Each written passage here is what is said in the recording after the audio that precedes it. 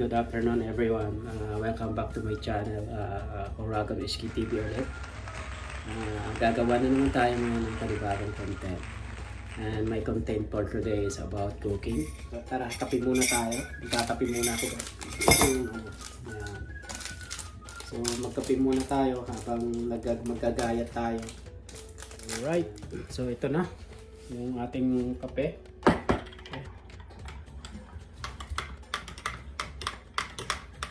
So, sobrang init siya.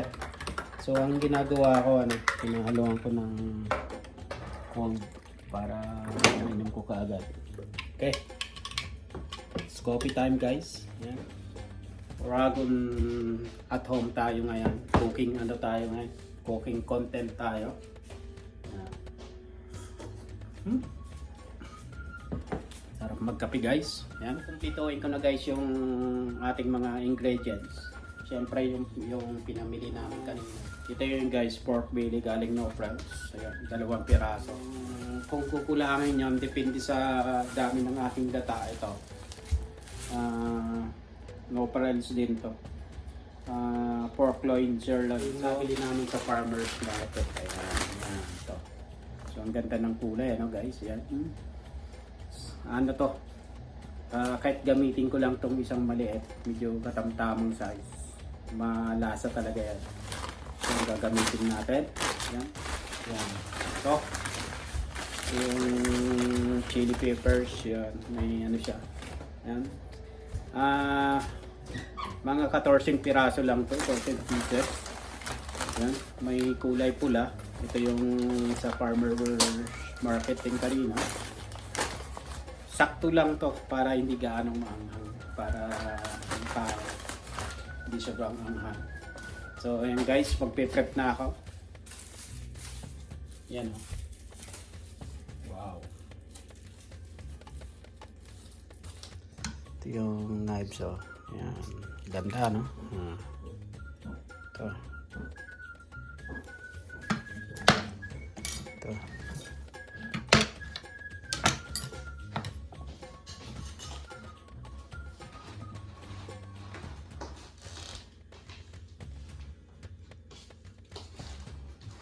Ito, ayan, ang aking knives. Yan. May mga pang carving din ako kaso nakatago. Hindi ko na alam kung nasaan. Nasa storage. Yan. And may mga chef knives pa rin ako. Yung mga dati kong ginamit nung talagang sa kusina pa tayo. Ayan. Mahilig akong mga leksyon. Gusto ko may sarili akong gamit. So ito, dito ko na lang ito ilalagay. And pag ginagamit ko ito, may ayan, yung lagayan. Okay. So, okay, guys, mag-slice na ako. Okay. Wash muna tayo ng hand.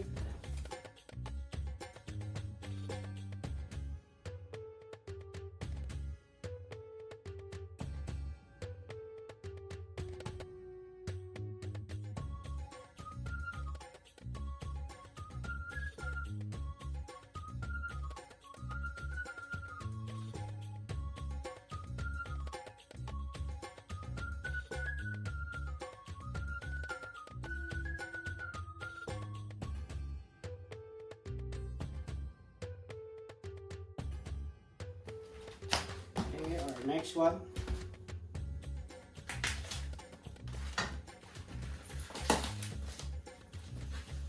Ating pork belly. Yan.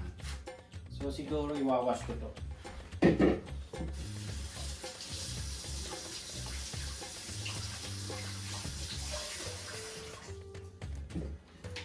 So 2 piraso siya, guys. Yan. So hindi ko napansin, akala ko manipis lang. 2 piraso siya. Makapal. So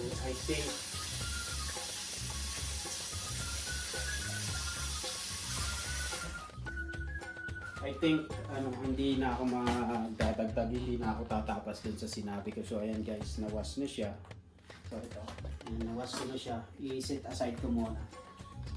May nakalimutan ako. Ito pa pala ang tanglad. So isang tanglad lang ang aking gagamitin.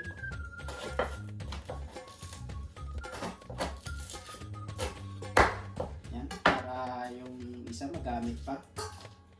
So kukuha tayo ng ubod. Ito.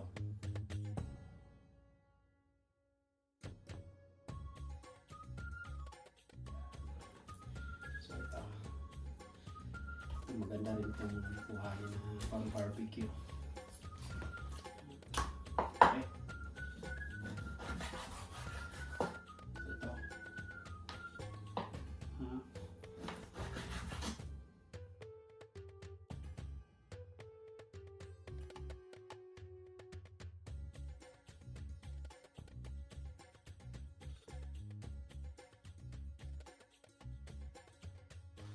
Right. Tapos na tayo nakapag-prep, guys. Yan, malinis na. Ibabalik ko na yung aking knife. Okay.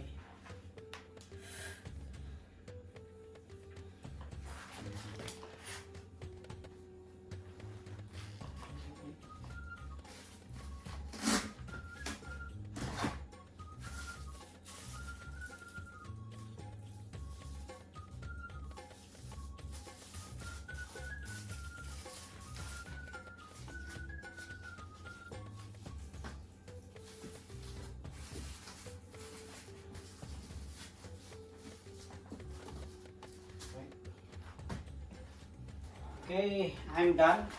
Liligpit na natin yung aking at magliligpit muna tayo.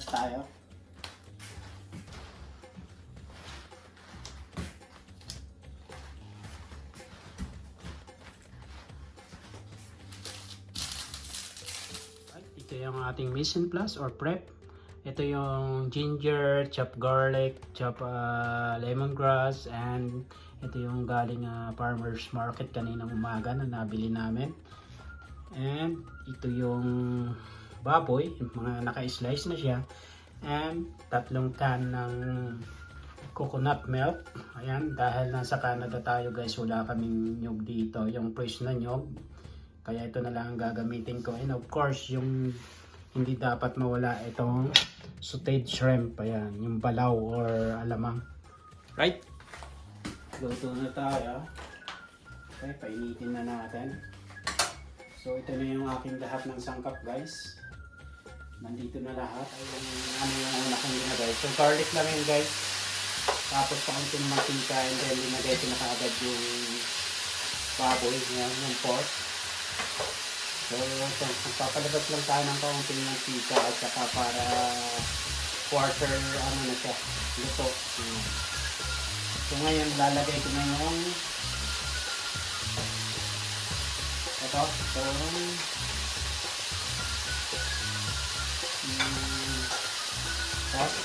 papaka-i-off ko muna siya. Patayin na natin. So ang pagluluto ng Bacon Express sa probinsya namin, ganito talaga dapat.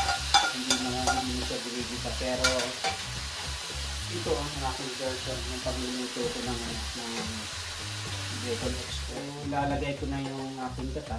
So yung gata. Ayan, itong isa medyo malapot. Gata ulit. Okay. Sayang ito. Lalagyan natin ng kaunting tubig yan mamaya para makagamit lahat ng mga tira-tira. Ito.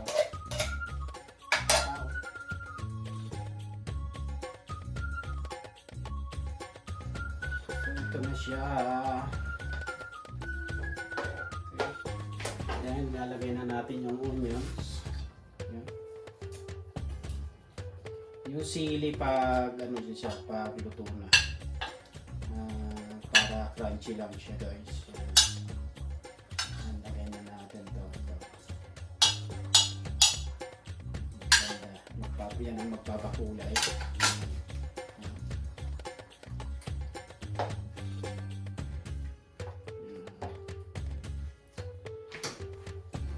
Maglagay na tayo ng salt. Kaunti-kaunti lang dahil may alamang. Okay. Ayan, gagamit tayo ng Maggi Magic Sarap. Lalagay ko na rin. No? Pwede natin bubuhusin ng isa kasi medyo marami naman ito. Yan. Ito naman magluluto lang ako ng isa pang ulam. Ito na yung may pagkalyen po siya para naman sa mga bata. Kasi baka hindi sila kumain ng Bicol Express. So ito na siya. Yan. Nasa halfway na siya na paluto. Yan guys. Yan. So wag tayong halo ng halo. Yan. Ano lang tayo. Maya maya halo ng kaunti and then hayaan natin. Ayan. Lumalabas na yung mga mantika. Pero mamaya talaga magmamantika siya guys. Ayan. So ito pagluto na. Tulad ng sabi ko mamaya na yan pagluto na. Yan, luto tayo. Thank you.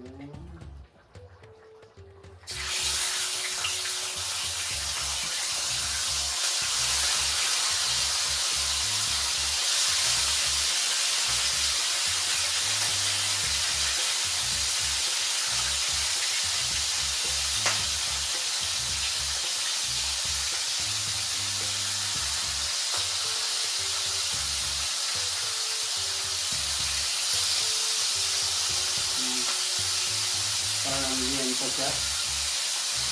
Yan.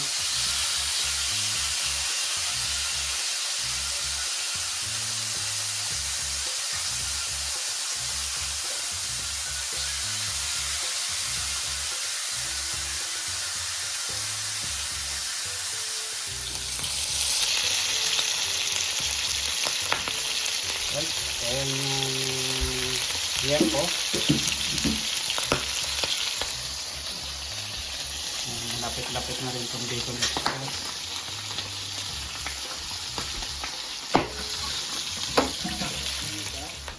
Ilalagay ko na yung green onions, spring onions. Yan. Bicol Express. So yan na siya guys. Yan. So dahil luto na siya, kita nyo naman yan. Malapot na siya. Ayan.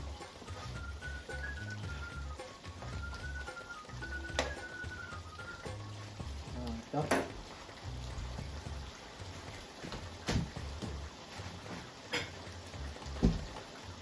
Lalagyan natin yung mga bata pag gusto nila. Ayan. Para hindi maanghang. Ayan. Alright.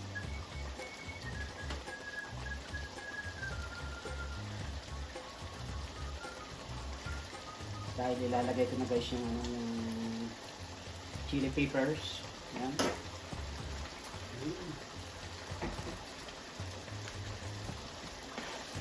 Sinali. Yan.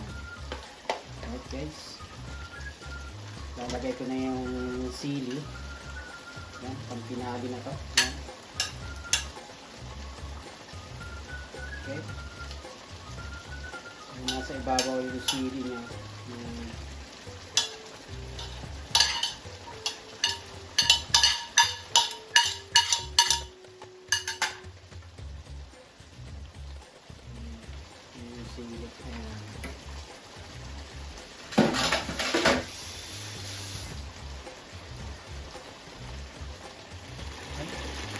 Ilagay ko na yung sili. So, okay na siya. Ibig sabihin, luto na siya. Maya maya, papatayin ko na yung burner yan. Kasi dapat crunchy pa rin yung half cook lang yung sili. Ganun ako guys pag magluto ng Bicol Express. Kailangan hindi sobrang luto yung mga sili.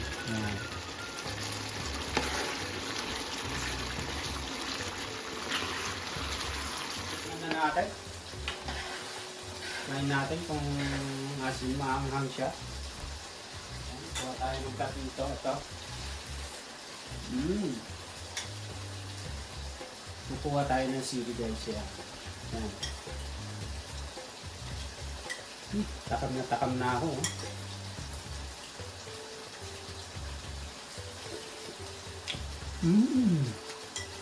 Sarap.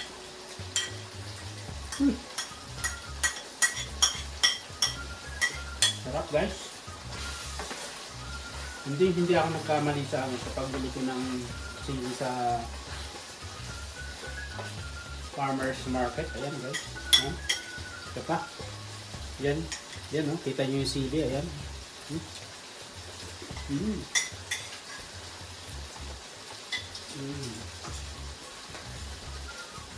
Wow.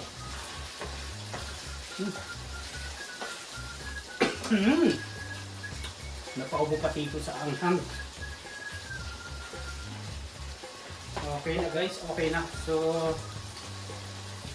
salamat ulit sa sana magustuhan niyo yung aking content ngayon. Ito, yung paggawa ko ng Bicol Express.